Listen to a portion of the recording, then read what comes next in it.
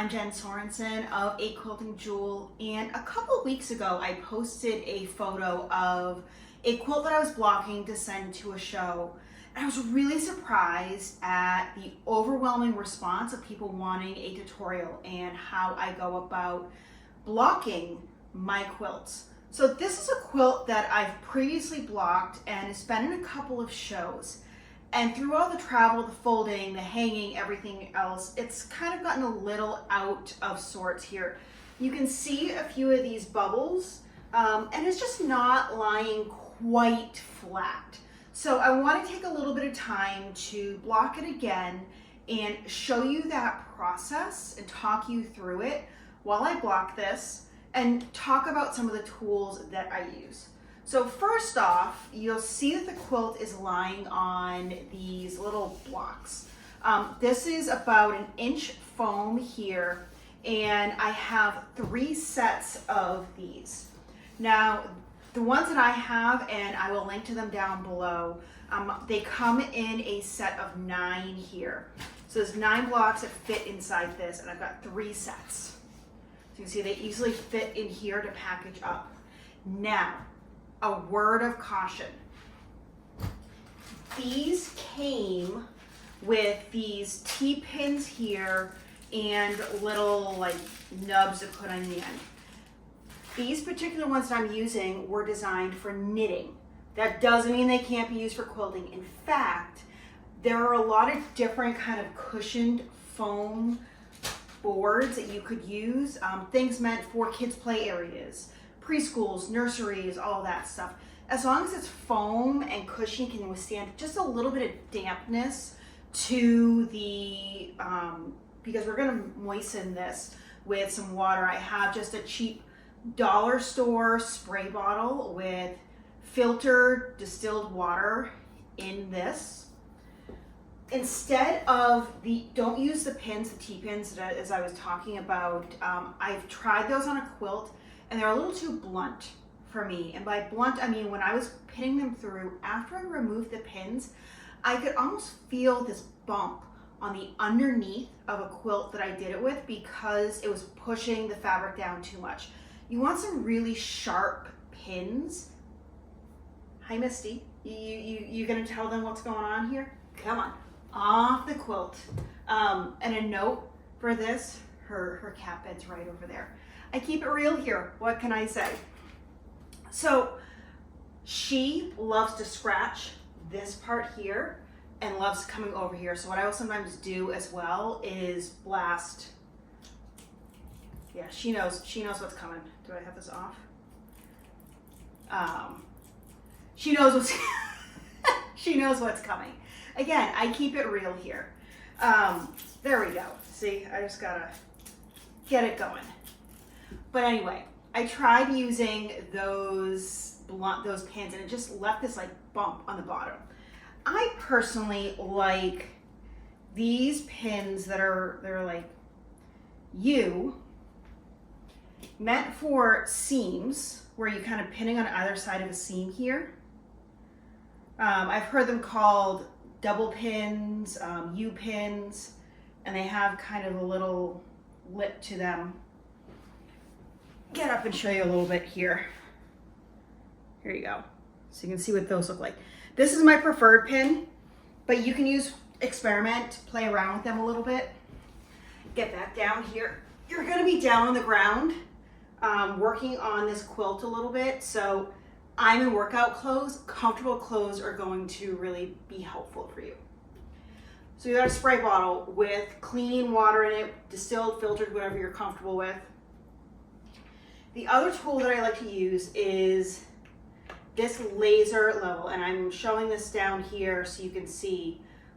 It creates a 90-degree laser, and gosh, the cat's gonna go crazy with the laser right now. I had just fed her too to keep her away from the camera. And it will create that nice 90-degree angle for your quilts. Now, a couple of questions. People have asked me, do I block a quilt before or after I put the binding on and I square it up and everything? The answer is yes. I will sometimes do it beforehand, I will sometimes do it after. It really depends. In this case, I've blocked this quilt, but it needs blocking again. So it's a finished quilt, and that's okay. If I am doing a quilt that has not been finished, not bound, what I will often do is I will take this and I will figure out the 90-degree angle using this laser level and mark it with painter's tape. And I will go longer than the quilt. Now I'll trim the edges a little bit, maybe like a couple inches all the way around. And that can help me get some of the level, so I'll have both on the bottom and the top so it's straight. Tips, tricks, but I will use this in the corner now for when I go to get this ready to go. So to start, what I'm gonna do is for me personally, because I've already blocked this, I am going to get the quilt nice and damp.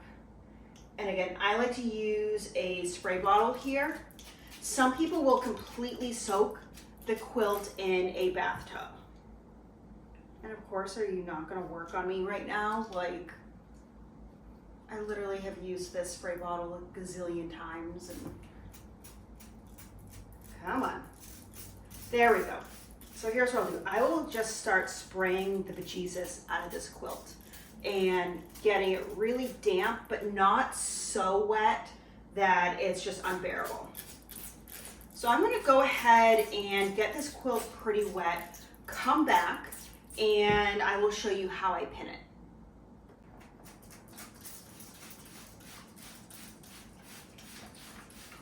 All right, I think this is getting pretty good. You can tell when it's in decent shape and pretty damp when you can start to see shadowing of the seams. And of course the light right now is just shining down on this, given the time I chose to film this. But that's kind of what you can tell, you can feel it back through the back of the quilt as well when you feel it, but it's not so soaked that it's just dripping, because you don't want it to stay wet for many days. I mean, if you can't tell by the background, we're in my living room. I kind of want my living room back at some point, so I want this to be wet enough to be blocked, but not so wet that it's going to take several days to dry. It's a summer right here in New Hampshire, so it should be pretty quick. At this point, it's pretty wet, and I'm going to start the process of blocking it. So to do that, I am going to put this laser, and this is something you get at a hardware store. I will link it in my Amazon storefront as well, so you can see what it looks like. It's meant for construction, to get some walls. It's got the leveling, bubbles here, but I really like it for the for squaring up. So you can kind of see some of the lasers there. It's a little tricky sometimes to see it, but you gotta kind of just work with it. So I am going to place it here, and I'm gonna take these fork pins, is really what they're officially called, and I'm gonna start putting them along the edge. And I'm going to do these two edges to get a 90-degree first. Then I'm going to take the laser level, put it on the other corner, get that, and then kind of work around. And I just put the pins where they seem like they should fit. Some people may do it grid, some people may, I just put them where they need to go. Sometimes that's going to mean, I may spray an area a little bit more if I need to. We're just working. All right, there we go. And again, this is just one from the dollar store. I threw one in the Amazon storefront just so you can take a, if you wanted to buy something, but, shop local where you can do what you need to do. So let's start looking, and sometimes I will just kind of shadow to get the laser just right. And I will just start pinning here. Looking to see where is it timing wise. It's a little, okay, so I can put my hand here and see I'm definitely a bit off up here. So I'm going to pull it up and just, kind of position it. This is where I start, and then I just work around. So I'm going to work on this for a little bit. I will probably speed this up for you just so you can see it's not a like sexy way to go about you know, finishing the quilt. You're not going to look super attractive and as you're crawling around on the ground, as I look super attractive right here, you know. You just kind of go with it. And what I would probably do is I put pins maybe every 3 to 4 inches apart at this point. It's looking pretty good here. Once I get these in, I see it's a little straightening. There we go, that's good. Yeah, that looks pretty good. It's not the wettest, and again, I'm gonna just keep going through and wetting this down. Normally I might just wet one side and then go, so I'm not crawling all over a wet quilt. But you do things differently for the camera sometimes. All right, we're getting this wet, showing you what I do. There we go, that edge. So now, let's kind of play around with this edge here. This is looking pretty good right here. And again, I just stick my kind of hand in front of the laser to kind of see where it is. I can already tell that it's off down there just a tad, but it's actually really pretty good right here. Yeah, we're looking really good here. All right, I told you this isn't very pretty, but I've got basically all the pins around the edge, and now I'm gonna start kind of using them to pin down some of these like bubbly areas that maybe have been kind of not quite flat. I'm just gonna shove them down. And this is where, you know, if you don't have this particular issue, you might just want to put it in a grid form. Put some all down. I am not being too particular about it, just kind of putting them every few inches apart. Let's see. Just shoving them in, and areas that need a little bit more love, that I think need to be pushed down a little bit, that are a little off. That's where I'm going to give it a little bit more love, and I can just kind of put a few more pins in that particular area. So I do this and just keep going. And what I like to do after is give it another spray. So far, I have used about 20 ounces of water on this quilt that is about 50 by 50.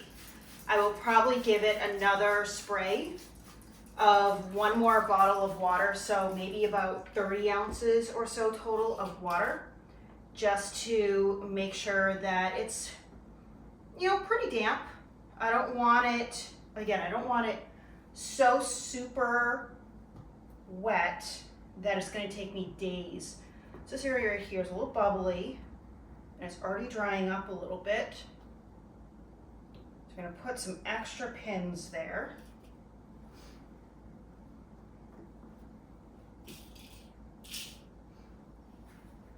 And I have not gone down here yet. This area needs a little extra.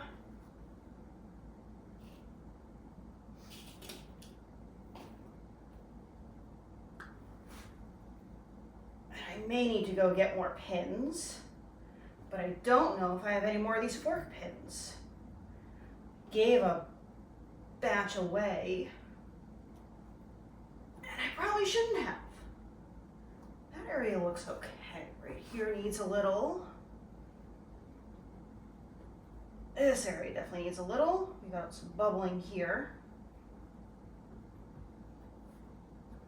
That could be an intersection of where the mats are meeting. Told you. There we go. Not getting a dating profile picture from this video, that's for sure. All right, I think we're gonna have to get a few more pins here that aren't the fork pins, just because I'm out to add a few more spots. And then I will wrap this part up, and we'll come back tomorrow, hopefully when it's dry, and I'll show you what it looks like as I take the pins out. All right, it has been a little over 18 hours-ish. Seriously, Kat? Come on, Misty. Again, I gave her treats before this. I tried to get her out of here off the quilt. You love quilts, don't you? Yes, you do. Go to your bed and don't put a hole in my shirt. All right, so I just took the last of the pins out, and it's pretty flat. It's the middle of summer, it's 90 degrees outside, so this was gonna dry pretty quickly. And this was the first time using these pins. I put them in the storefront that I compiled. I actually really like them because they were easy to go in and out.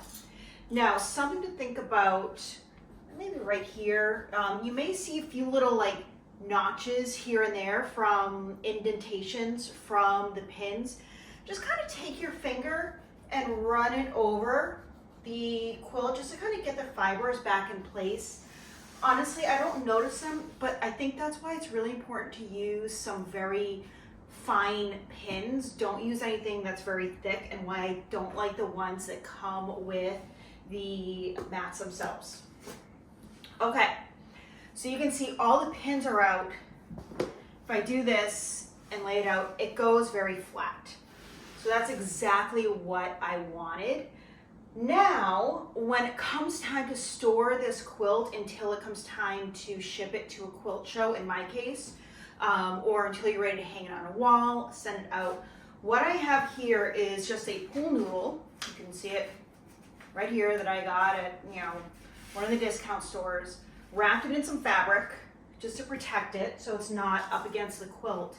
And I'm going to use that to roll the quilt and keep it from having any creases. So, yep, I've got my label. Always label your quilts, folks. I've got a video on how I do that with fabric and a printer. Roll it up. And yes, I always try and put a hang sleeve on my quilt as well, especially ones that are going to show. And that's it. You can see the mat here.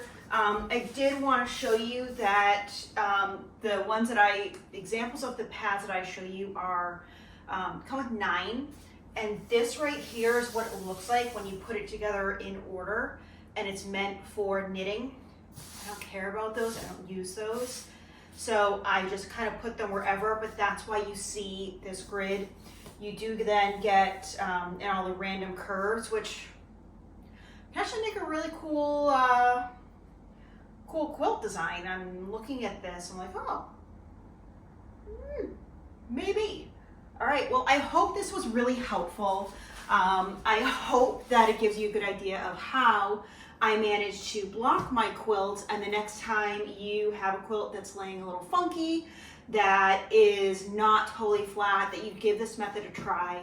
I've yet to do this with anything larger than about 60 by 60. If I do, I'm gonna need to get some more of these, but this is something where maybe get a couple packs.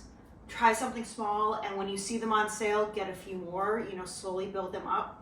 They take up some space, that's the other downside, but overall, recapping a couple of tips and tricks, I can talk.